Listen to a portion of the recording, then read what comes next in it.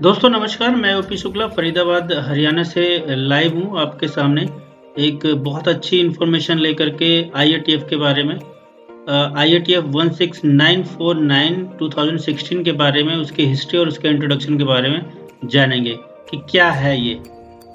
तो आइए चलते हैं इसकी डिटेल्स में।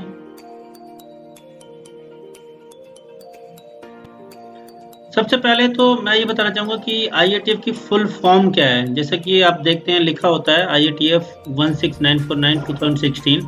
तो जो इसमें IATF है, इसका जो पूरा फुल फॉर्म की बात करें तो इंटरनेशनल ऑटोमोटिव टास्क फोर्स है। जी हाँ दोस्तों, और 16949 जो है वो स्टैंडर्ड का सीरियल नंबर है, और 2016 जो है year of the published standard है। तो इस तरीके से हम इसको लिखते हैं IATF 16949 2016। और IATF के अंदर कौन कौन से ग्रुप शामिल हैं, आइए उसके बारे में हम देखते हैं। सबसे पहला जो ग्रुप शामिल है BMW group, then Daimler AG, Fiat Chrysler group automobiles, Ford motor company, general motor company, PSA न्यू, सिट्रोजन, रिनॉट एंड फॉक्सवैगन। ये जो IATF के अंदर शामिल है, ये मेन ग्रुप्स हैं IATF के अंदर। और इसके साथ associated group members of IATF भी आल्सो हैं। जिसे आप पहला देख पा रहे हैं AIAG, ये US का है, automotive industry action group. Then उसके बाद एनफिया इटली का है, ये इसके साथ एसोसिएटेड है। FIEV फ्रांस का ग्रुप है, ये भी इसके साथ एसोसिएटेड है। देन SMMT UK का ग्रुप है, society of motor manufacturers and traders limited. Then Germany का VDA, ये एसोसिएटेड ग्रुप्स हैं IATF के अंदर शामिल हैं। तो मेन ग्रुप और IATF के एसोसिएटेड ग्रुप मिलकर ही कोई भी स्टैंडर्ड होता है, कोई डिसीजन लेना होता है, कोई चेंजेस होती है, तो यही सारे मिलकर डिसाइड करते हैं कि इसके अंदर क्या चेंजेस लाने हैं। अब थोड़ा सा हिस्ट्री के बारे में देख लें हम क्या है ये। तो सबसे पहले बताना चाहूँगा, ये QS के नाम से था, जो क्वालिटी स्टैंडर्ड की बात करते हैं हम। QS 9000 1994 के अंदर था ये। उसके बाद जो इसका ISO TS का एडिशन है 16949 1999 के अंदर फर्स्ट एडिशन इसका रिलीज हुआ था। आफ्टर दैट ISO TS इसका रिवीजन आया, सेकंड एडिशन आया 16949 2002, 2002 में इसका सेकंड एडिशन आ गया। और उसके बाद 2009 के अंदर इसका थर्ड एडिशन आ चुका था 16949 का, जैसा कि आप स्लाइड पे भी देख पा रहे होंगे। और जो IATF इन सब का अपग्रेड वर्जन है वो आया 3 अक्टूबर 2016 के अंदर। जी हाँ दोस्तों, IATF 16949 2016, जैसे मैंने आपको पहले भी बताया था, IATF देन स्टैंडर्ड का serial number, then release of the year, ये अभी फर्स्ट एडिशन चल रहा है। तो ये एक ब्रीफ हिस्ट्री जान सकते हैं आप कि IATF कैसे कैसे आगे बढ़ा है। अब इस स्टैंडर्ड का एम क्या है, गोल क्या है। तो इस IATF के स्टैंडर्ड की अगर हम गोल की बात करें तो the goal of this automotive QMS standard is the development of a quality management system that provides for continual improvement emphasising defect prevention. जी हाँ, यहाँ पे डिफेक्ट प्रिवेंशन की बात कर रहे हैं, and the reduction of variations and waste in the supply chain.